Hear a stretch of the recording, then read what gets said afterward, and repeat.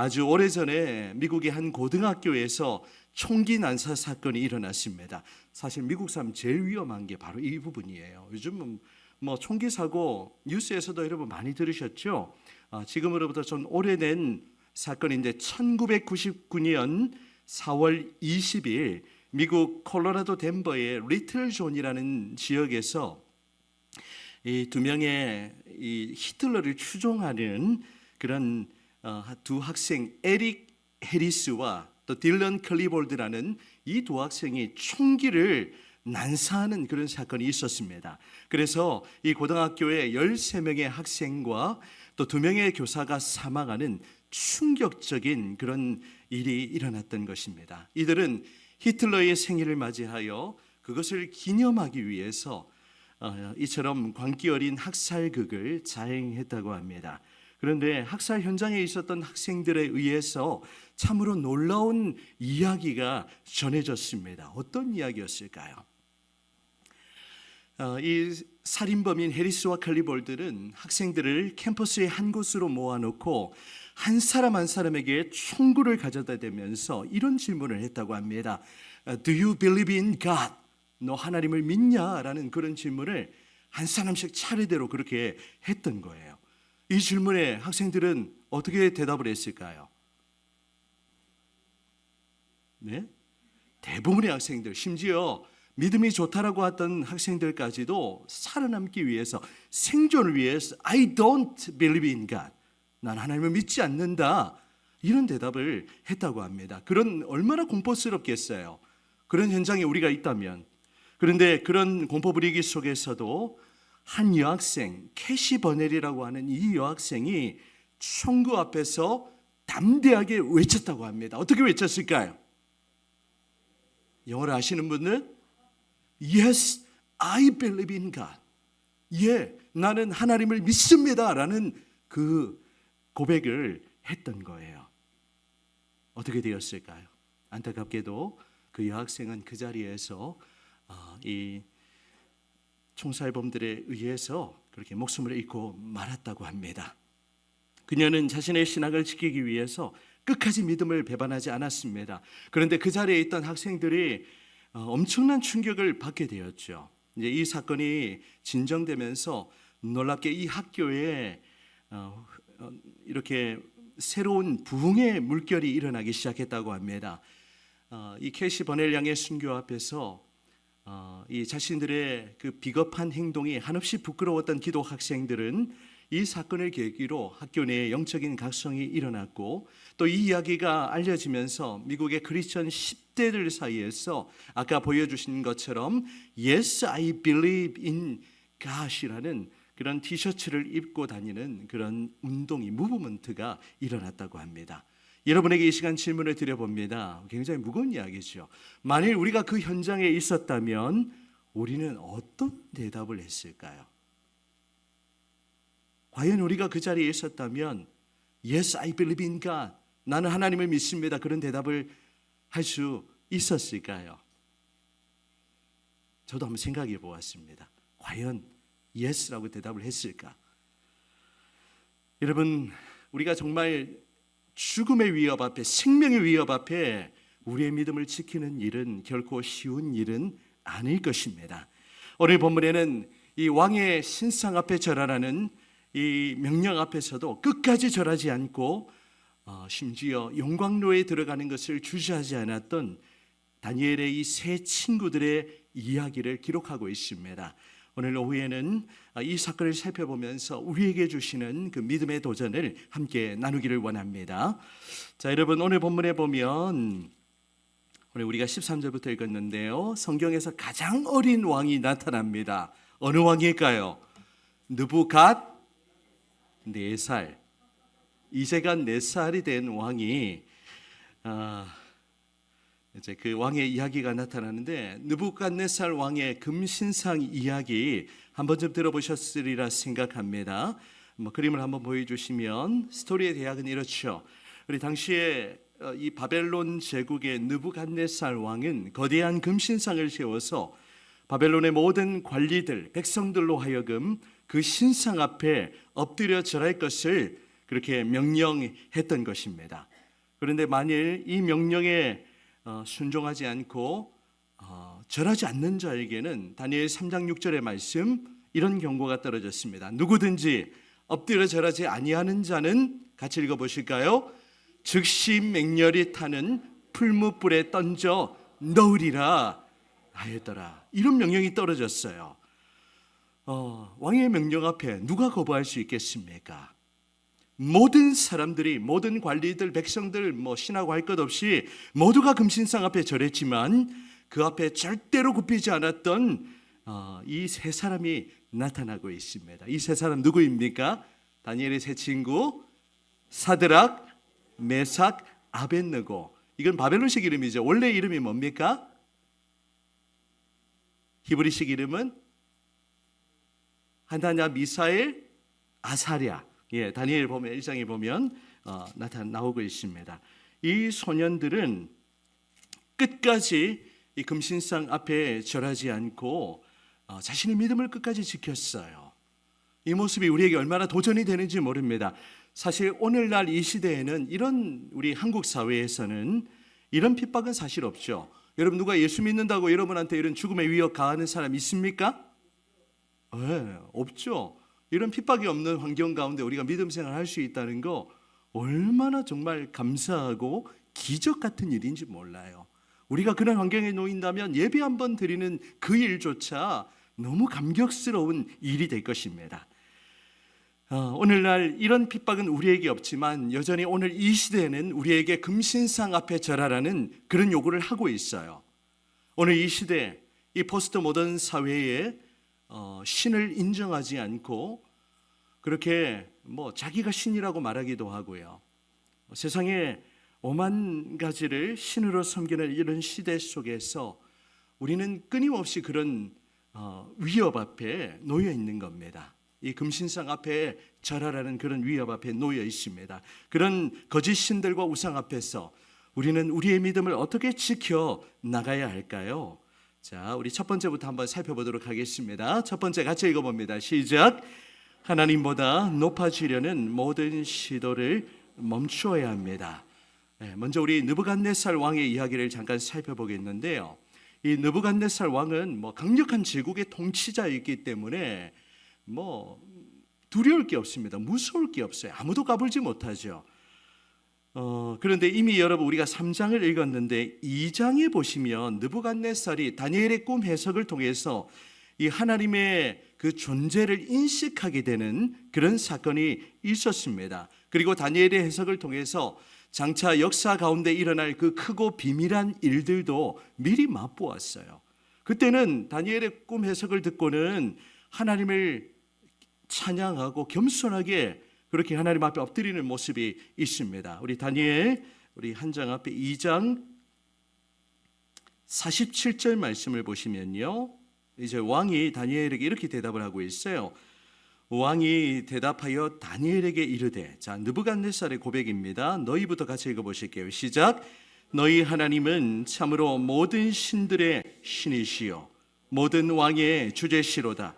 내가 능히 이 은밀한 것을 나타내었으니 내 하나님은 또 은밀한 것을 나타내시는 이시로다.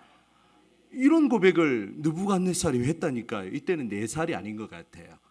하나님의 존재를 경험하고는 이런 고백을 했습니다. 그러면 하나님을 경외하고 하나님을 높여드려야 되는데 이 시간이 좀 지나고 나니까 느부갓네살이 어떻게 합니까? 그걸 잊어버리고 자신의 금신상을 세워가지고 그림을 다시 한번 보여주시면 모든 백성들에게 그렇게 엎드려 절하도록 그렇게 요구했던 것입니다. 자, 보세요. 그림을 보시면 모든 사람들이 다 엎드려 절을 했는데 이 다니엘의 세 친구는 그 신상 앞에 절을 하지 않는 사건이 일어나게 되었던 겁니다. 여러분, 우리 느부갓네살의 관점에서 볼 때 다니엘의 꿈의 해석을 듣고는 이제 넘어가셔도 돼요. 하나님의 존재를 깨달았으면 하나님 앞에 겸손해야 하지 않겠습니까? 느부갓네살은 이 사실을 망각한 채 하나님 앞에 금신상을 세우고 있어요. 자신을 신으로 그렇게 높이고 있는 것입니다. 여러분, 우리 안에도 이런 모습이 얼마든지 있을 수가 있어요. 하나님이 행하신 일들을 경험했지만 그것 잊어버리고 여전히 나 자신을 내세우고 그렇게 하나님 앞에서 내가 행한 일, 오늘 은혜라는 곡 불렀는데 하나님이 은혜로 주신 것임에도 불구하고 그것을 잊어버리고 나 자신을 높이려고 하는 그런 마음들이 우리 안에 불쑥불쑥 올라오는 겁니다. 여러분 그렇지 않습니까? 내가 잘해서 이렇게 되었다는 그런 교만한 마음들 우리가 하나님 앞에서 다 내려놓을 수 있기를 원합니다. 교만함을 가지면 우리의 믿음을 지킬 수가 없는 거예요. 하나님 앞에서 우리가 겸손한 마음으로 엎드릴 때 우리는 그 믿음을 우리는 지켜나갈 수가 있는 것입니다. 오늘 첫 번째 우리가 느부갓네살의 이 모습을 보면서 이런 교만한 모습이 아니라 하나님 앞에서 늘 겸손하게 우리 자신을 낮추고 그렇게 하나님이 베풀어 주신 은혜를 기억할 때에 우리는 우리의 믿음을 지켜나갈 수 있는 줄 믿습니다. 지금 여러분의 위치가 어떻습니까? 삶의 정황이 다 다르죠. 어떤 분들은 좀 세상적으로 이렇게 좀 잘 불리는 분들도 있고 또 어떤 분들은 좀 이렇게 어려운 분들도 계세요. 다 이렇게 다양한 삶의 형편을 하나님이 허락해 주셨는데 어떠한 상황 속에서도 여러분 우리 자신을 높이는 것이 아니라 겸손하게 그렇게 하나님의 행하신 일들을 고백하고 찬양하고 하나님보다 높아지려고 하는 그런 마음들이 불쑥불쑥 올라올 때 어떻게 해야 됩니까? 그 마음을 어떻게 해야 됩니까? 어떻게 해야 됩니까? 박살내버려야죠. 그런 마음들이 일어나려고 할 때 우리가 예수의 이름으로 그런 마음들을 모든 교만을 우리가 박살내고 오직 하나님만이 내 인생의 주권자이심을 고백하며 그분만 겸손하게 찬양하고 높여드리는 저와 여러분이 되시기를 축복합니다. 아멘. 자, 두 번째입니다. 같이 읽어보실까요? 시작. 세상의 핍박 속에서도 자신의 믿음을 당당하게 드러내야 합니다.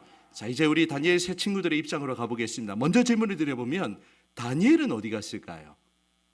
다니엘도 분명히 그들 위해 총리로 재직하고 있었는데 다니엘은 오늘 사건에 나타나지 않습니다. 궁금하지 않습니까? 네, 별로 안 궁금해 보이시는 표정인데요. 네, 제가 조금 이렇게 찾아보고 이제 주석도 보고 하니까 느부갓네살 왕이 일부러 다니엘은 다치지 않게 하려고 그렇게 아직 아예 부르지 않았다 이런 설명을 하더라고요.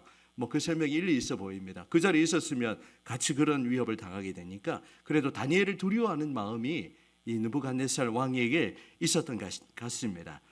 자, 이제 다니엘과 세 친구들이 이제 무리들 위해 높아지고 하니까 2장 마지막 절 보면 다니엘이 그렇게 요구를 했어요. 사드락과 메삭 아벳느고를 세워서 바벨론 지방의 일을 다스리게 했고 다니엘은 왕궁에 있었다라고 그렇게 기록을 하는데 이제 이 다니엘의 세 친구들 포로로 끌려온 유대인들인데 자기들 위해 높이 그렇게 세워지니까 그것이 마음에 안 들었던 것 같습니다.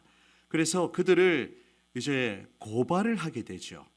이 유대인들, 이 다니엘의 세 친구들을 고발하고 느부갓네살 왕 앞에 서서 추궁을 받게 되었습니다. 왕이 기분이 좋을 리가 없잖아요. 이 금신상 앞에 절하지 않으면 다 풀무불에 던져버린다고 했는데 그 명령을 따르지 않으면 기분이 좋았겠습니까? 안 좋았겠죠, 당연히. 자, 그런데 이런 왕의 위협 앞에 세 친구들의 대답이 걸작입니다. 자, 오늘 본문 우리 16절입니다. 자, 사드락과 메삭과 아벳느고가 왕에게 대답하여 이르되, 자, 우리가 세 친구의 입장으로 같이 대답해 보겠습니다. 느부갓네살이여, 시작. 느부갓네살이여, 우리가 이 일에 대하여 왕에게 대답할 필요가 없나이다. 17절. 왕이여, 우리가 섬기는 하나님이 계신다면 우리를 맹렬히 타는 풀무불 가운데 능히 건져내시겠고 왕의 손에서도 건져내시리이다. 우리 18절도 같이 읽습니다. 18절 되나요? 18절도 같이 읽어봅니다. 18절도, 자, 18절도 같이 읽습니다. 시작. 그렇게 하지 아니하실지라도 왕이여, 우리가 왕의 신들을 섬기지도 아니하고 왕이 세우신 금신상에게 절하지도 아니할 줄을 아옵소서. 아멘. 여러분, 왕 앞에 선 새 친구의 모습 너무 당당하지 않습니까? 이런 모습이 세상 앞에 선 우리 그리스도인의 모습이어야 합니다. 혹시라도 우리 가운데 여러분 예수 믿는 것 주위 분들이 모르시는 분들 계신가요? 여러분 주위 사람들 다 알고 계신가요? 우리 초대교회 성도님들 믿음 충만하시니까 그것을 숨기는 분이 없으리라 생각합니다. 여러분, 우리의 믿음은 우리 자신 개인의 것이 아니죠. 우리의 믿음은 세상 속에서 드러나야 하는 그런 믿음입니다. 오늘 오전 말씀도 그렇고 오후 말씀도 그렇고 우리가 척하는 그리스도인이 아니라 행동하는 그리스도인, 또 우리의 믿음을 세상 속에서 당당하게 드러낼 수 있는 그런 믿음의 사람으로 살아가시기를 축복합니다. 예수 믿는 것이 부끄러운 시대가 되어버렸어요. 그런 시대 속에 우리는 어떻게 해야 합니까? 우리가 잘 살아야 되겠죠. 열심히 그래도 우리가 최선을 다하고 있어요.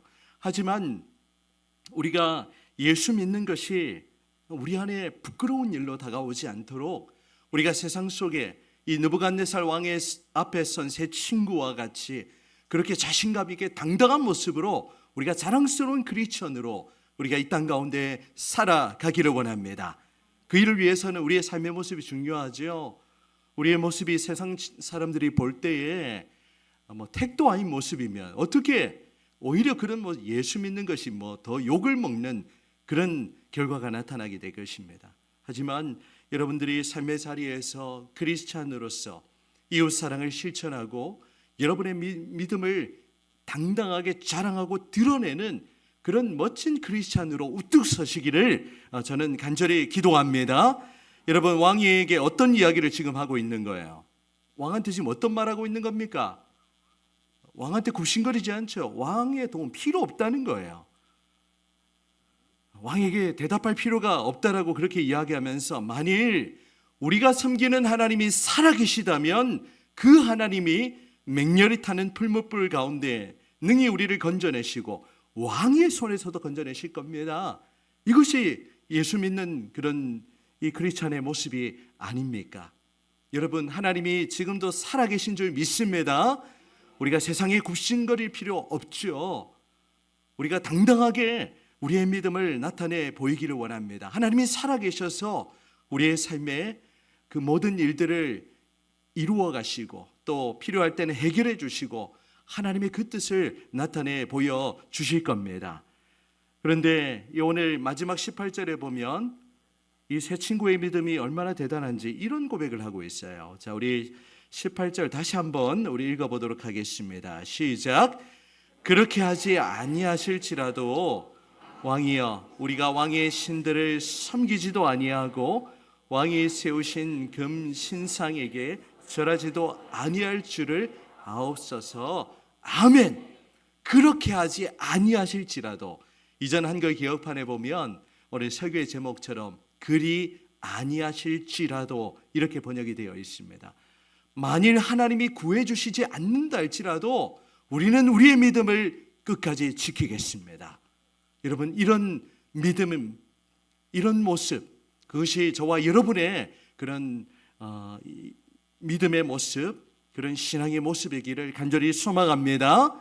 여러분, 우리는 무언가 우리 자신도 모르게 대가를 기대하고 있어요. 하나님이 뭔가를 해주셔야 되고 우리를 풀무불에서 건져내 주셔야 되고 우리에게 상을 주셔야 되고 물론 하나님이 주시죠. 은혜를 베풀어 주시고. 하지만 우리가 대가를 기대하는 신앙이 아니라 하나님이 풀무불에서 건져주시지 않는다 할지라도 끝까지 나의 믿음을 지키겠습니다. 뭔가 대가를 기대고 믿음 생활, 신앙생활 하는 게 아니라 때로 내 삶에 하나님이 세상적으로 복을 주시지 않는다 할지라도 그리 아니하실지라도 나는 믿음을 지키겠습니다. 이런 각오와 결단이 우리 가운데 있기를 간절히 소망합니다. 여러분, 우리의 믿음이 성숙하면요, 우리가 대가를 기대하지 않게 됩니다. 섬기는 것도 마찬가지예요. 뭔가 우리가 사람들한테 칭찬받으려고 그렇게 섬기는 거 아니잖아요. 사람이 보든 보지 않든 하나님 앞에서 우리가 충성스러운 모습으로 신실하게 설 때에 하나님이 다 알아서 해주세요. 그런데 순서가 바뀌면 안 되는 겁니다. 대가를 기대하고 내가 하나님한테 딜을 하면 안 돼요. 내가 이렇게 하면 하나님이 이렇게 해주시겠죠. 제가 사실 그런 마음도 많이 가져봤거든요. 저희가 이제 칠레 갈 때 그런 마음이 있었어요. 하나님 앞에 한 2, 3년이라는 단기간의 시간을 이렇게 선교를 위해 삶을 드리면 그 다음은 하나님이 또 잘 해주시겠지라는 이런 기대하는 마음이 있었던 것 같습니다. 그런데 웬걸요, 칠레 가서 뭐 폭동도 경험해보고 완전히 남미라는 사회 속에서 정말 이렇게 코너에 몰리기도 하고 코로나로 또 6개월 갇혀 지내기도 하고 그리고 이제 2년이라는 시간을 채웠습니다. 그리고 돌아왔는데 웬걸 이렇게 교회에서 저를 부르지 않는 거예요. 사역지가 없었습니다. 목사에게 사역지가 없다. 어떤 마음일까요? 뭐 여기 우리 계신 우리 직장 생활하시는 분들은 이제 정년이 다 되신 분들도 계시고, 이제는 뭐 우리 가족의 생계가 막막해지는 거예요. 저희가 뭐 돈이 있는 것도 아니고. 근데 하나님이 은연중에 그냥 그런 마음을 깨뜨리도록 그렇게 하시더라고요. 여러분, 하나님이 뭐 이후에 뭐 이렇게 이제 흘러서 지금 여기까지 왔지만 하나님이 우리에게 좋은 길을 열어주시지 않는다 할지라도, 그리 아니하실지라도 끝까지 우리의 믿음의 자리를 지키고 신실하게 주를 따르는 그런 우리의 모습의 길을 간절히 기도합니다. 여러분, 그렇게 할 때 하나님께서 가만히 안 내버려 두신다니까요. 반드시 책임지시고 우리의 삶의 뭐 필요들 채워주시고요.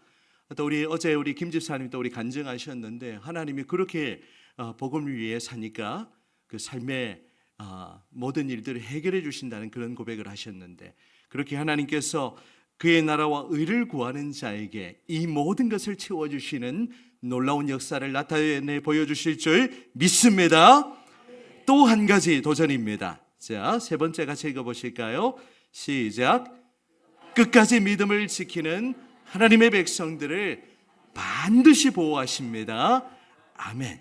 오늘 왕 앞에 대답하는 내용 우리가 본문으로 읽었는데 그 이하 내용이 19절 이하에 나타납니다.